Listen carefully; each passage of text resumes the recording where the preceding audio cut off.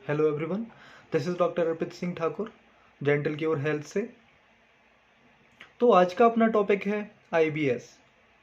IBS क्या है, इसके बारे में जानेंगे और समझेंगे, इसके इलाज के बारे में।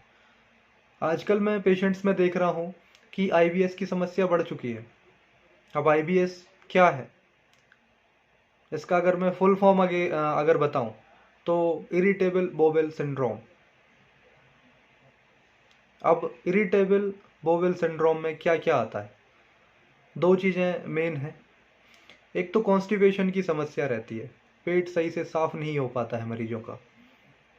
और दूसरी जो समस्या है डायरिया। किसी किसी मरीज में जब डायरिया और कॉन्स्टिपेशन अल्टरनेट देखने को मिलते हैं, कभी डायरिया की शिकायत रहती है, कभी कॉन्स्टिपेशन की शिकायत रहती है, तो ऐसे पेशेंट्स को बोला जाता है इरिटेबल बोवेल सिंड्रोम का पेशेंट है ये। अब कॉजेस क्या हो सकते हैं इसके? एज अ डॉक्टर मैं बताता हूँ मरीजों को, क्योंकि समझना ज़रूरी है कि अपने बॉडी के अंदर क्या हो रहा है, ऐसी क्या समस्याएं आ रही हैं जिसके कारण आईबीएस हो रहा है, मतलब कि कॉन्स्टिपेशन या डायरिया जो है वो बना हुआ है। तो अगर आईबीएस में बात की जाए कॉजेस की या फिर क्यों हो रहा है ये, तो कई कारण हो सकते हैं। इन्फेक्शन मुख्य कारण है। आजकल फूड पॉइजनिंग हो रही है, लोग बाहर का खाना खा लेते हैं।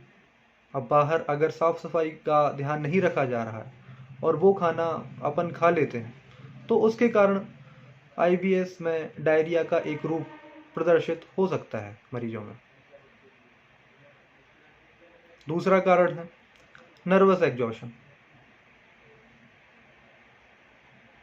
या नर्वस डिसीज के कारण, साइकोलॉजिकल डिसीजेस के कारण।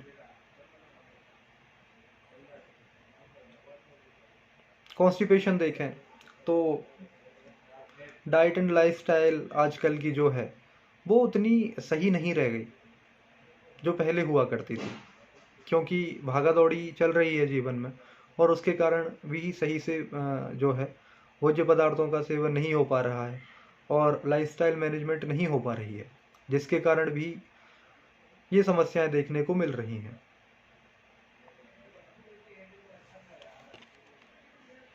अब आपको डॉक्टर के पास कब आना है वो मैं बताता हूँ आपको। अब जब लंबे समय तक ये आईबीएस का जो है बना रहता है, आईबीएस जब लंबे समय तक अपनी बॉडी में बना रहता है, तो उसके कारण कई समस्याएं उत्पन्न होने लगती हैं, जैसे कि वेट लॉस।